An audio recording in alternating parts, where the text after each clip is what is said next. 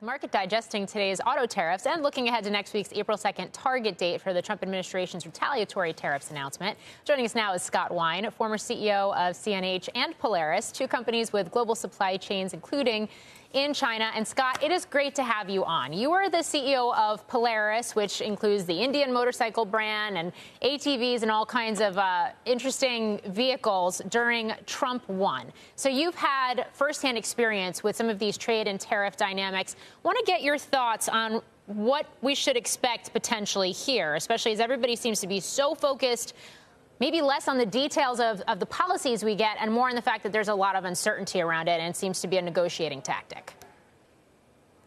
Well, good to be on with you, Morgan. And my first thought is I'm glad I'm not dealing with it right now. It's certainly something I've still got a little bit of nightmares about. But, you know, what I think is better this time around is just how good this administration is with, you know, Secretary Besson and Lutnick. I mean, these are really smart people advising the president. You know, I think we have to recognize there's an inverse relationship between what I'll call the fairness or effectiveness of tariffs and how the ease of implementation. So if you think about the auto tariffs, very, very easy to implement, but they're going to have a broad impact on people, you know, like my former employers and a lot of the automotives that, you know, worked within the guidelines of USMCA or NAFTA to set up their supply chains, and now they're being severely impacted by this. You know, on the other hand, the reciprocal tariffs that the administration is talking about, very hard to implement, but ultimately really is fair because, you know, what the administration is doing very wisely, I think, is trying to reset the playing field where, you know, we've been charging much less tariffs to people importing the United States than they've been charging us. So I think there is a fairness coming. There's likely to be some short-term pain as we work through this.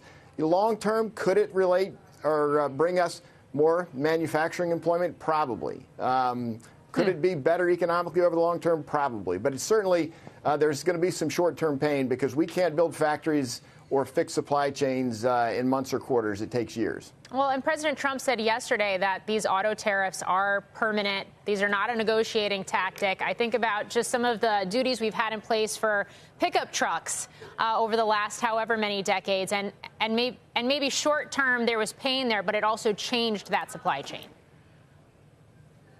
Yeah, certainly. But, you know, he says it's permanent, and I trust what the president says. But also the stated purpose is to, you know, get rid of fentanyl and to, you know, stop illegal immigration across the border. So if those things start to improve dramatically, we may see some, you know, targeted relief for certain instances. But, you know, the uncertainty is really causing some of the problems, and I think is more the faster we get clarity around this, the faster companies can ultimately react and figure out their game plans.